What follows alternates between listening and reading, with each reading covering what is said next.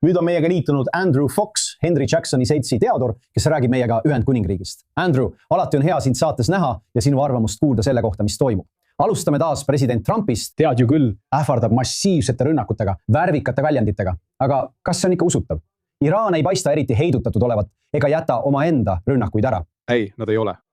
Ja tegelikult mängitakse siin kahte erinevat mängu, sest iraanlastel on oma strateegilised eesmärgid, mis on väga selged ja need on ellujäämine ning mitte ameeriklastele järeleandmine. Nii et kui see ükskord lõpeb, millal iganes see ka ei juhtuks, nad saavad säilitada oma narratiivi, et nad seisid vastu Ameerika Ühendriikide jõule ja suutsid sellega edukalt toime tulla. Ameerika strateegiline eesmärk näib olevat püüda Hormuzi väina avada. Ülejäänu pole eriti selge, sest režiimi muutus pole tegelikult valik. Nende raketivõimekuse hävitamine, tead, nad on seda vähendanud, nad on seda tõsiselt kahjustanud, aga nad pole seda hävitanud ja näib, et nad pole suutnud takistada neil oma raketivõimekust üsna kiiresti taastada. Nii et kas see on eesmärk või mitte, see pole tegelikult selge. Ja siis on muidugi ka kogu tuuma küsimus, nii et tegelikult on väga ebaselge, mida Trump sellest saada tahab. Mis tähendab, et sõjalise jõu kasutamine on väga ebaselge, sest sul peab olema poliitiline eesmärk. Sa ei viska lihtsalt niisama pomme. Nii et mida Trump loodab selle eskaleerimisega saavutada? Sest tundub küll, et see mängib pigem iraanlaste kasuks kui tema enda strateegia kasuks. Vaata, Iraan, ma arvan, nagu sa rõhutad, nad on edukalt nihutanud või hoidnud vestluse, läbirääkimised, rünnakud, kogu tähelepanu tõesti Hormuzi väinale. Rahvusvaheline laevandus. Peaaegu üldse ei räägita sellest kohutavast režiimist, rakettidest, tuumaküsimusest. Isegi kõrvalteemana pole see suuremas osas arutelust läbi käinud. Kas see on rohkem retoorika küsimus või on sõda, nagu teie jutu põhjal tundub, tõesti väga kaugele triivinud sellest, kus see praeguseks peaks olema? Me peame meeles pidama, et konfliktis on üks sõjaväe ütlus. Vaenlasel on alati sõnaõigus. Ja iraanlased on oma sõna öelnud. Nad on sulgenud Hormuzi väina ja tulistanud piisavalt rakette ja droone, et Pärsia lahe riigid peaksid jätkuvalt raketitõrjega tegelema. Ja see on loonud 2 ajasurvet. Esimene neist on maailma majandus. Kui Hormuz on suletud, tekitab see inflatsioonisurvet, see põhjustab naftahindade tõusu. Ja kõik inimesed maailmas, olenemata sellest, kus te olete, tunnevad hinnatõusu nii tanklas kui ka toidupoes. Ja ilmselgelt avaldab see survet Trumpile, kuna Ameerika vahevalimised on tulemas ja bensiinihinnad tõusevad tanklates. Teine ajasurve puudutab raketitõrjevarusid. Varud on piiratud. Me teame, et Ameerika ja nende liitlased kulutavad umbes poole maailma Patriot-tüüpi rakettide varudest. Nende asendamine võtab 48 kuud või rohkem aega. Seega uusi ei tule kiiresti. See tähendab, et alati on olemas kindel piir, kui palju need Pärsia lahe riigid suudavad vastu pidada, enne kui neil raketitõrjeraketid otsa saavad. Praegu pole nad veel selles olukorras, aga see on selgelt survekell, mis tiksub. Jah, ma arvan, et me kõik tahame näha selle režiimi lõppu. Me kõik tahame olla kindlad, et neil ei oleks rakette, millega oma vaenlasi kahjustada. Aga probleem on selles, kuidas neid praktiliselt peatada, kui need 2 ajasurvet kestavad.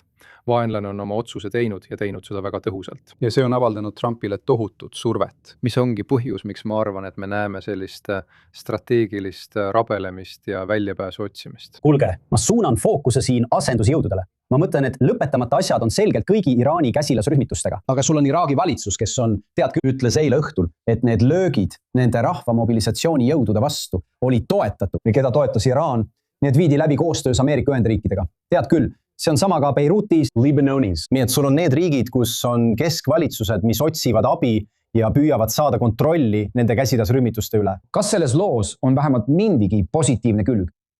On olnud mitu rindejoont, mis pole pärast 7. oktoobrit eriti lärmakad olnud. Ja ma arvan, et me peame endale aeg-ajalt meelde tuletama, et see on 7 rindega sõda, mis algas 7. oktoobril. See ei puuduta ainult Hamasi või Hezbollah'd, see puudutab kogu Iraani tulerõngast Iisraeli ümber. Ja Iraagi rinne BMF on kogu selle sõja vältel olnud üsna vaikne peamiselt seetõttu, et nad on Iraagi riigi sees palju sügavamalt juurdunud kui isegi Hezbollah Liibanonis. Tead, see on šiia jõud.